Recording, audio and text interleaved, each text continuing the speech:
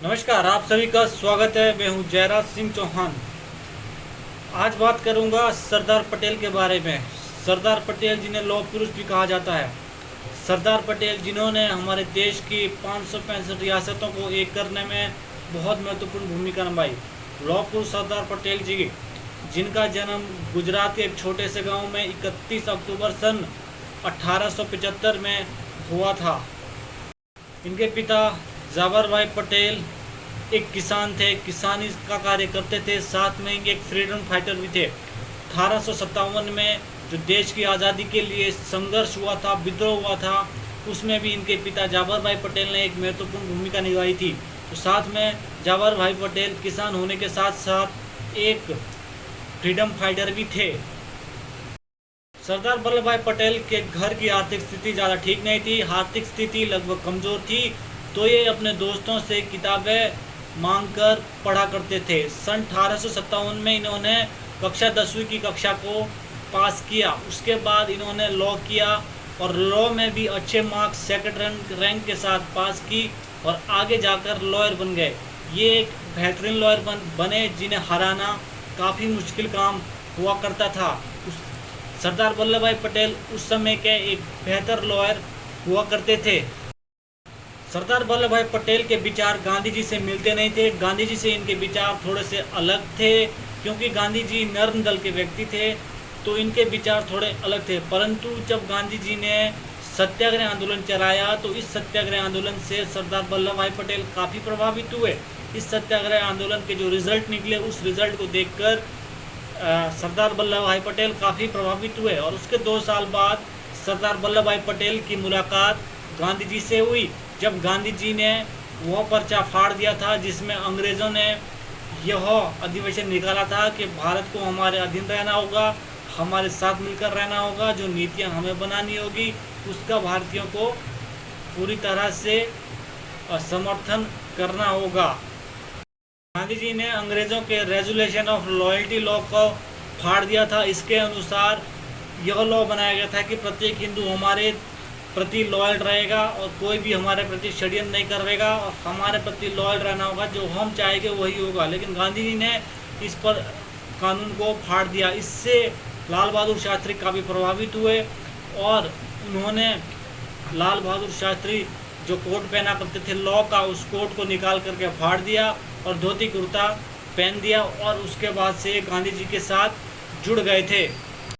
सन 1928 में सरदार पटेल एक नेता के रूप में सामने आए। वो एक ऐसा वक्त था जब अंग्रेज़ भारतीय किसानों की ज़मीनों को हड़प रहे थे। सन 1928 के दौरान अंग्रेज़ों ने एक ऐसा कानून लाया जिसके तहत किसानों की जो टैक्स था वो 6% से 22% तक बढ़ा दिया था। उस समय हालात ये थे कि भारत में किसान काफ़ी ख़राब स्थिति से गुजर रहे थे, फसल ख़राब हो रही थी, फसल अच्छी तरह से नहीं निकल पा रही थी, किसान आत्महत्या करने के लिए मजबूर थे। ऊपर से अंग्रेज़ों ने किसानों पर टैक्स को 6% से बढ़ा करके 22% तक कर दिया था और जो किसान टैक्स नहीं दे रहा था उनसे उनकी ज़मीन हड़पी जा रही थी और उनसे उनके घर खाली किए जा रहे थे और उनसे उनके घर को हटा दिया जा रहा था। हालात इतने ख़राब हो रहे थे कि किसान आत्महत्या करने पर मजबूर हो गए थे। फिर सभी किसान महात्मा गांधी जी के पास गए और उनसे अपनी समस्या का समाधान मांगने के लिए गए। जब किसान गांधी जी के पास गए तो इस समस्या के समाधान के लिए गांधी जी ने सरदार पटेल को भेजा। सरदार पटेल ने पहले जायज़ा लिया, पूरे हालात को देखा कि हालात क्या है। गांधी जी के कहने पर सरदार पटेल गाँव-गाँव में गए, किसानों से मिले और देखा कि अंग्रेज़ किस तरह से उनकी ज़मीनों को हड़प रहे थे, उनके ख़राब हालत होने के कारण भी। फिर हालात का जायज़ा लेने के बाद सरदार पटेल ने इस समस्या से ऊपर निकलने के लिए प्लानिंग बनाई। उन्होंने अपने गुप्तचर बनाए और किसानों के पास भेज दिए गए। तो अंग्रेज़ वो देखते थे कि जिस भी किसान की अंग्रेज़ अगले दिन ज़मीन हड़प जा रहे थे, तो जब ज़मीन हड़पी जाती थी उसके लिए या तो सिग्नेचर लगते थे या फिर अंगूठा लगाना पड़ता था। तो सरदार पटेल ने दिमाग लगाया कि अगर किसानों को गायब किया जाए तो किसानों की ज़मीन को अंग्रेज़ नहीं हड़प पाएंगे। सरदार पटेल ने जिस भी दिन अंग्रेज़ जिस किसान की ज़मीन को हड़पने जाते थे, जिस किसान का घर मकान को हड़पने जाते थे, उस दिन सरदार पटेल उस किसान को उस घर से गायब कर देते थे ताकि अंग्रेज़ उनसे सिग्नेचर ना करा पाए। जब वहाँ अंग्रेज़ आते उनके घर में उनकी ज़मीन को हड़पने, उनके घर को जमाने, तो देखते थे वहाँ किसान मौजूद ही नहीं होता था। इससे अंग्रेज़ परेशान हो जाते थे क्योंकि जब वो उनकी ज़मीन को हड़पने ले जाते थे लेकिन वहाँ पर किसान मौजूद नहीं होता था, घर खाली होता था, तो उनकी ज़मीन हड़प नहीं पा रहे थे क्योंकि उसके लिए किसान का सिग्नेचर और मोहर या अंगूठा ज़रूर होता था। तो इस नीति से अंग्रेज़ परेशान हो गए।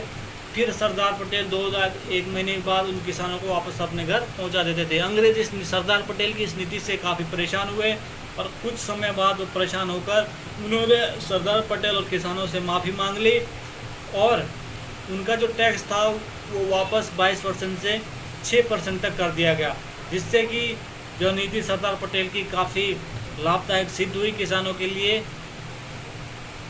सरदार पटेल की इस नीति से काफ़ी प्रभावित हुआ। हालांकि पूरा देश सरदार पटेल को उनके ऐसे कदमों के कारण, ऐसे कामों के कारण देश का प्रधानमंत्री बनाना चाहते थे।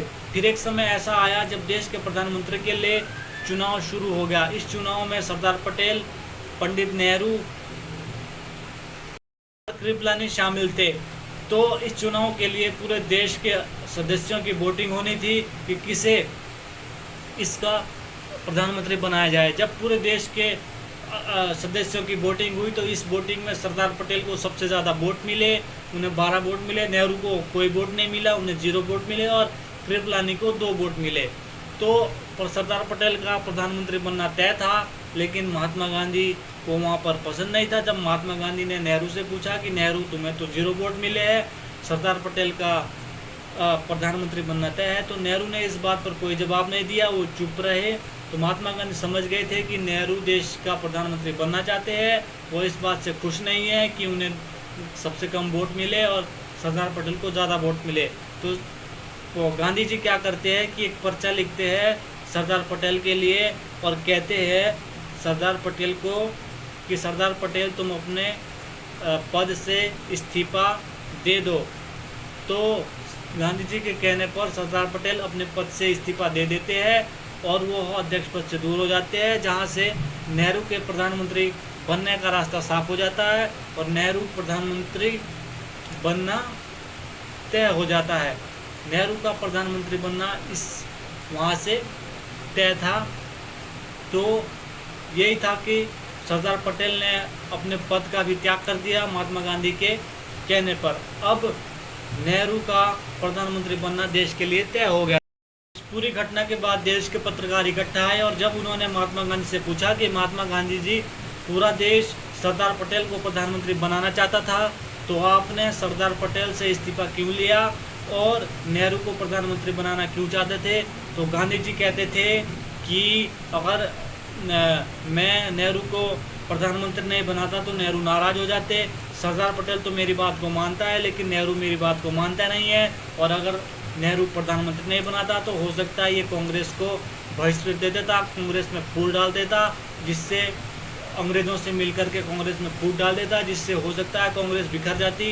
इसलिए मजबूरी में मुझे नेहरू को प्रधानमंत्री बनाना पड़ा। तो कई बार यह भी कहा जाता है कि मजबूरी का नाम महात्मा गांधी। तो हो सकता है कि कहीं डर था महात्मा गांधी को कि अगर नेहरू को प्रधानमंत्री ना बनाया जाए तो हो सकता है वो कांग्रेस को फाड़ दे, कांग्रेस के 2 हिस्से कर दे या कांग्रेस में फूट डाल दे, जिससे जो आज़ादी मिल रही थी, जिससे देश में हालात भी ख़राब हो सकते थे। तो एक हिसाब से नेहरू को ही देश का प्रधानमंत्री गांधी को बनाना पड़ा।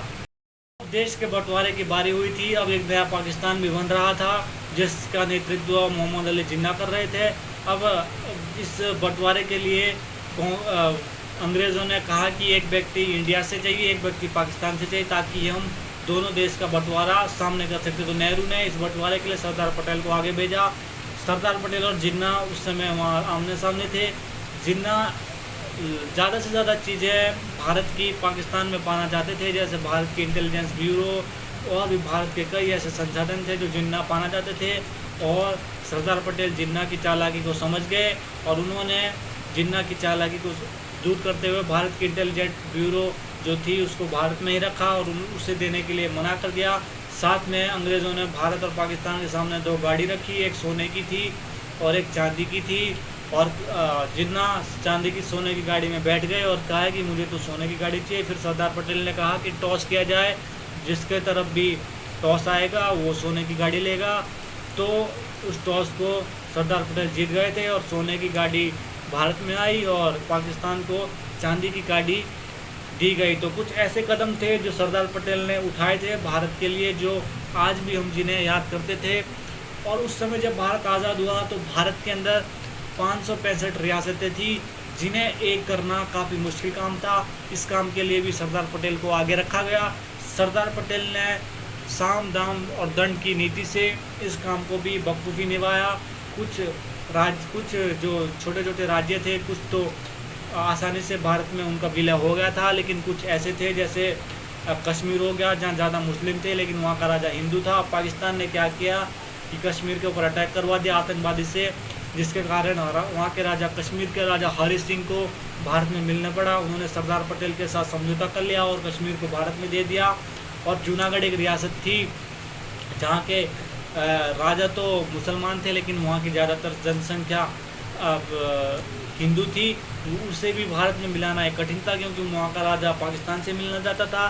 फिर साम दाम दंड की नीति करते हुए सरदार वल्लभ पटेल ने वहाँ पर अपने गुप्तचर भेजे और उनको हिंदू जो वहाँ पर छोटे छोटे अलग अलग राज्य थे उनको कहा कि आप भारत में मिले। उन्होंने अपने मुसलमान राजा के खिलाफ विद्रोह कर दिया, जिसके कारण उन्हें भारत में विलय करना ही पड़ा। तो ऐसे कुछ कदम थे जो सरदार पटेल ने देश के लिए उठाए थे, जिन्हें आज भी याद रखा जाता है। और अगर सरदार पटेल ना होते तो ये सारे काम बहुत मुश्किल होते देश में करने के लिए। तो सरदार पटेल ने हमारे देश के लिए एक महत्वपूर्ण भूमिका निभाई, जिन्हें भूलना बहुत कठिन है, जिन्हें हमेशा देश में याद रखा जाएगा। अंततः 15 दिसंबर सन 1950 को सरदार पटेल जी का देहांत हो गया। हालांकि आज उनकी आत्मा हमारे देश के साथ है, लेकिन 1950 को उनका देहांत हुआ और उन्होंने जो काम किया उसे हमेशा ही याद रखा जाएगा। जय हिंद।